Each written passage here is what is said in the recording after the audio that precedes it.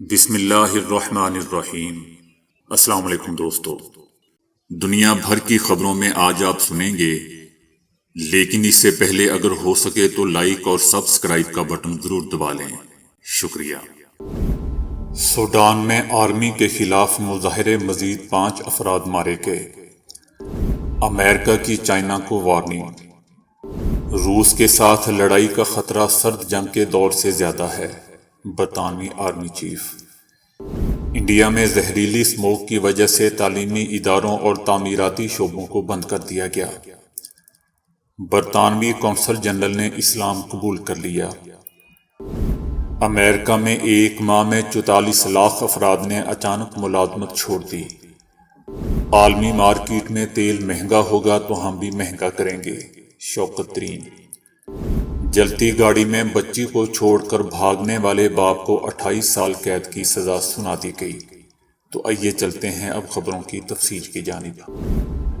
Sudan میں martial law پر بغاوت کے خلاف مظاہروں پر کریک ڈاؤن کے دوران مزید 5 افراد مارے گئے۔ سوڈانی سیکیورٹی فورسز نے 5 بغاوت مخالف مظاہرین کو مار دیا، جبکہ متعدد افراد زخمی ہوئے۔ ڈاکٹروں نے کہا ہے کہ سیکیورٹی فورسز نے امدرمان کے ایک ہاسپٹل پر دعویٰ بولا اور متعدد زخمیوں کو حراست میں لے لیا۔ یاد رہے کہ یہ مظاہرے دوستو پیر کو آرمی کی جانب سے سوڈان کی سویلین قیادت کو حراست میں لینے، حکومت کو تحلیل کرنے اور ہنگامی حالت کے اعلان کے بعد سامنے آئے ہیں۔ امریکہ نے چین کو اس کے تائیوان پر ڈالے جانے والے دباؤ کے بارے میں خبردار کرتے ہوئے اسے پرامن طریقے سے معاملے کو حل کرنے پر زور دیا ہے۔ چینی صدر شی جن پنگ اور امریکی صدر جو بائیڈن کے درمیان ایک ورچوئل اجلاس ہوگا۔ دنیا کی 2 بڑی معیشتوں کے درمیان تائیوان سمیت انسانی حقوق، تجارت اور دیگر معاملات کی وجہ سے تعلقات خراب ہیں۔ امریکہ نے کئی مرتبہ چینی جارحیت کے خلاف تائیوان کی حمایت کی ہے۔ امریکی اسٹیٹ ڈپارٹمنٹ نے کہا ہے کہ دونوں رہنماؤں کے لیے ایک موقع ہے کہ وہ بات کریں کہ دونوں ممالک کے درمیان مقابلے کو کس طرح مشترکہ مفادات کو سامنے رکھتے ہوئے جاری رکھا جا سکتا ہے۔ صدر جو بائیڈن اور شی جن پنگ 2 مرتبہ فون پر بات کر چکے ہیں، اور اس سے پہلے جب صدر جو بائیڈن سابق صدر باراک اوباما کے نائب صدر تھے اور شی جن پنگ بھی نائب صدر تھے تو دونوں کے درمیان ملاقاتیں ہوتی رہی تھیں۔ امریکی وزیر خارجہ کا کہنا تھا کہ گزشتہ 10 ماہ میں چین کے ساتھ تعلقات پیچیدہ رہے ہیں۔ یہ کہیں تعاون، کہیں مقابلے اور کہیں مخالفت پر مبنی رہے ہیں، اور ہم ان تینوں چیزوں کو ساتھ لے کر چلیں گے۔ برطانیہ کے آرمی چیف نے خبردار کیا ہے کہ مغرب اور روس کے درمیان اتفاقیہ لڑائی کا خطرہ سرد لڑائی کے دنوں سے زیادہ ہے۔ امریکی ٹی وی چینل CNN کے مطابق برطانیہ کے chief of defence staff general نک کارٹر کا کہنا تھا کہ میرا خیال ہے کہ ہم 10-15 سال پہلے کے مقابلے میں اس وقت بہت زیادہ مختلف دنیا میں رہ رہے ہیں، اور میرا خیال ہے کہ ملکوں اور بڑی طاقتوں کے درمیان یہ نوعیت زیادہ کشیدگی طرف لے جا رہی ہے، اور اس کشیدگی کے حوالے سے ہمیں تحمل کا مظاہرہ کرنا ہوگا۔ جنرل کارٹر نے موجودہ صورتحال کا موازنہ 1978 سے اب تک اپنے ملٹری کیریئر کے دوران پیش آنے والے حالات سے کیا۔ ان کا کہنا تھا کہ جب میں اور آپ بڑے ہو رہے تھے تو دنیا 2 قطبی تھی، یعنی 2 بلاک تھے، سوویت یونین اور مغرب۔ لیکن بعد میں ہم ایک ایسے دور سے بھی گزرے جب یک قطبی دنیا تھی اور دنیا میں صرف ایک ہی سپر پاور امریکہ تھا۔ میرا خیال ہے کہ اب ہم ایک ایسے دور میں ہیں جب دنیا زیادہ قطبی ہے، اور اس ایک سے زیادہ قطبی دنیا میں جب دنیا مختلف ایجنڈے پر ہوتی ہے تو پھر کشیدگی کا خطرہ بھی زیادہ ہوتا ہے۔ جنرل نک کارٹر نے سیاستدانوں کو خبردار کیا کہ وہ غیر ضروری کشیدگی کو بڑھاوا دینے سے باز رہیں اور محتاط رہیں کہ لوگ سیاست کی جارحانہ نوعیت کو اس حد تک نہ لے جائیں کہ جہاں واپسی ممکن نہ ہو۔ برطانوی آرمی چیف کا کہنا تھا کہ کئی ایک روایتی سفارتی ٹولز اور طریقے جو کہ سرد لڑائی کے دوران موجود تھے اس وقت نہیں ہیں، اور ان کی غیر موجودگی میں کشیدگی کسی تصادم کی شکل اختیار کر سکتی ہے۔ یہ وہ حقیقی چیلنج ہے جس سے ہم نے نمٹنا ہے۔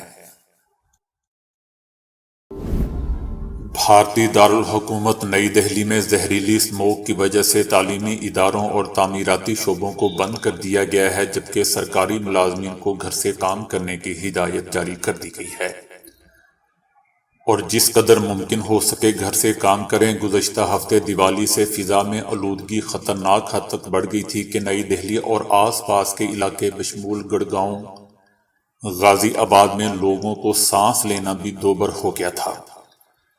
دیوالی پر ہزاروں افراد نے نئی دہلی، ہریانہ اور اتر پردیش میں احکامات کی کھلم کھلا خلاف ورزی کی اور پٹاخے بھی پھوڑے، جس کے باعث فضا میں زہریلے مادے کی مقدار بڑھ گئی۔ مرکزی آلودگی کنٹرول بورڈ کے مطابق شام 6:30 بجے نئی دہلی میں مجموعی ایئر کوالٹی انڈیکس AQI 427 تھا۔ 400 سے زیادہ AQI خطرناک لیول سمجھا جاتا ہے اور یہ دل اور سانس کی بیماریوں جیسے پھیپھڑوں کے کینسروں کا سبب بن جاتا ہے۔ بھارت کی سپریم کورٹ کے چیف جسٹس نے ریمارکس دیے تھے کہ آپ دیکھ رہے ہیں کہ صورتحال کتنی خراب ہے، یہاں تک کہ ہمیں گھروں میں بھی ماسک پہننے پڑ رہے ہیں۔ انہوں نے استفسار کیا کہ ہمیں بتائیں کہ آپ کس طرح ہنگامی اقدامات کرنے کا ارادہ رکھتے ہیں۔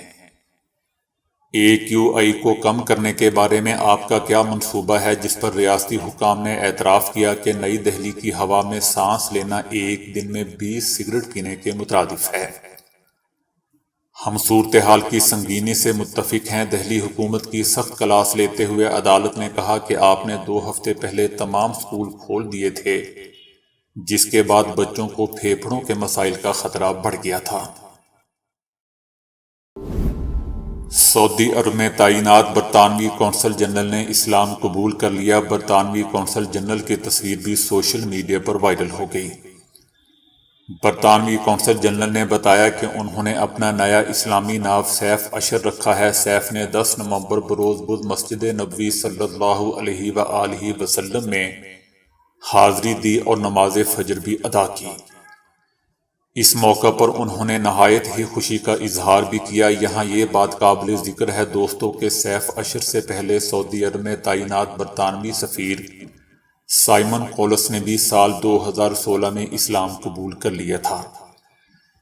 صرف یہی نہیں بلکہ وہ پہلے برطانوی سفیر تھے جنہوں نے اسلام قبول کرنے کے بعد سال 2016 میں حج بھی ادا کیا۔ وہ سال 2015 سے سعودی عرب میں مقیم تھے، جبکہ وہ متعدد مسلم ممالک میں بھی سفیر کی حیثیت سے فرائض سر انجام دے چکے ہیں۔ بعد ازاں انہوں نے مسلم خاتون سے شادی بھی کر لی تھی۔ امریکہ میں لوگوں کے نوکری چھوڑنے کی شرح میں 3% تک اضافہ ہوا ہے۔ حکومتی اعداد و شمار کے مطابق اس برس ستمبر میں 44 لاکھ لوگوں نے اپنی نوکریاں چھوڑ دیں۔ اکتوبر میں خالی نوکریوں کی تعداد 1.4 کروڑ رہی، جس کی وجہ نوکریوں کے کم مواقع کو سمجھا جا رہا تھا۔ لیکن نوکری چھوڑنے کی شرح یہ اشارہ دیتی ہے کہ امریکی لوگ بہتر تنخواہ، ذاتی کاروبار شروع کرنے، بچوں کی دیکھ بھال میں مشکل اور ان کے اسکول کے شیڈول کے پیش نظر نوکری چھوڑ رہے ہیں۔ ایک سافٹ ویئر کمپنی کی چیف اکانومسٹ کا کہنا ہے کہ لوگ اپنے کام کے متعلق دوبارہ سوچ رہے ہیں اور ان کے پاس خاصی رقم بھی موجود ہے۔ یہی وجہ ہے کہ لوگ اطمینان محسوس کرتے ہیں کہ وہ نئی نوکری آسانی سے ڈھونڈ سکتے ہیں۔ انہوں نے مزید کہا کہ حالات کو دیکھتے ہوئے لگتا ہے کہ نوکری چھوڑنے کی شرح اگلے چند مہینوں تک یوں ہی بڑھتی رہیں گی، جس کے نتیجے میں مالکان مجبوراً تنخواہیں بڑھائیں گے۔ دوسری جانب امریکہ بھر میں کورونا کے سبب اساتذہ کی کمی بھی شدت اختیار کر گئی ہے، جس کے باعث ہزاروں طلبہ کی کلاسز منسوخ کی جا رہی ہیں۔ پبلک اسکولوں کو اساتذہ کی کمی کے مسئلے کا سامنا تو عرصے سے تھا، لیکن عالمی وبا نے اس مسئلے کو سنگین بنا دیا ہے۔ کورونا کے دوران پڑھانے کے دباؤ کے سبب لوگوں نے پڑھانا چھوڑ دیا ہے یا جلد ریٹائرڈ ہو رہے ہیں۔ مشیر خزانہ شوکت ترین کا کہنا ہے کہ عالمی مارکیٹ میں تیل مہنگا ہوگا تو ہم بھی مزید مہنگا کریں گے۔ دوستو میں کمنٹ کرنا تو نہیں چاہتا، لیکن پھر بھی ان سے پوچھوں گا کہ کچھ عرصہ پہلے جب پوری دنیا میں تیل انتہائی سستا ہو گیا تھا تو آپ لوگوں نے اس وقت تو سستا کیا نہیں۔ اب کس منہ سے یہ بات کر رہے ہیں کہ قیمت بڑھنے پر ہم بھی بڑھائیں گے؟ مہنگائی پہلے ہی اتنی زیادہ ہے، اگر مہنگا بھی کرنا ہے تو اتنا بڑا اور برا منہ کھول کر ایسی باتیں تو نہ کرو۔ حالانکہ دوستو یہ آدمی اپنی فیلڈ میں کافی لائق ہے، لیکن وزیراعظم عمران خان کی نالائق ٹیم میں آ کر ان کا ہی ساتھی بن گیا۔ لیکن مجھے ابھی بھی اس پر پورا یقین ہے یہ میڈیا پر آ کر باتیں کرنے کی بجائے خاموشی سے اپنا کام کریں تو بہتر ہے۔ بہرحال شوکت ترین کا کہنا تھا کہ جب حکومت سنبھالی تو معاشی مشکلات کا سامنا تھا، ملک میں ڈالرز نہیں تھے اور کرنٹ اکاؤنٹ خسارے کا سامنا تھا۔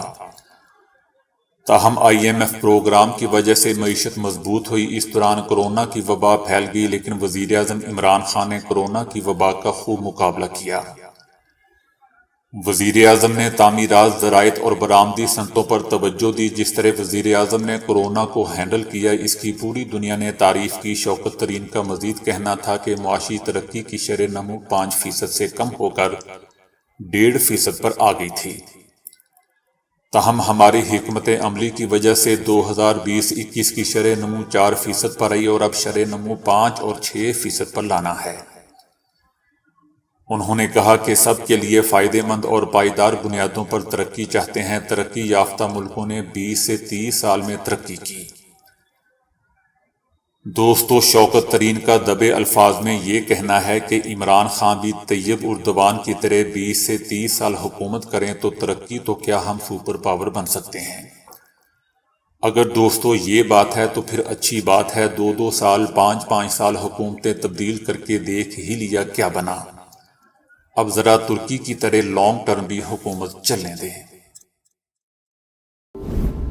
امریکہ میں جلتی ہوئی گاڑی پر شیر خوار بچی کو چھوڑ کر بھاگنے والے باپ کو سزا سنا دی گئی۔ یہ واقعہ اپریل 2019 میں پیش آیا تھا۔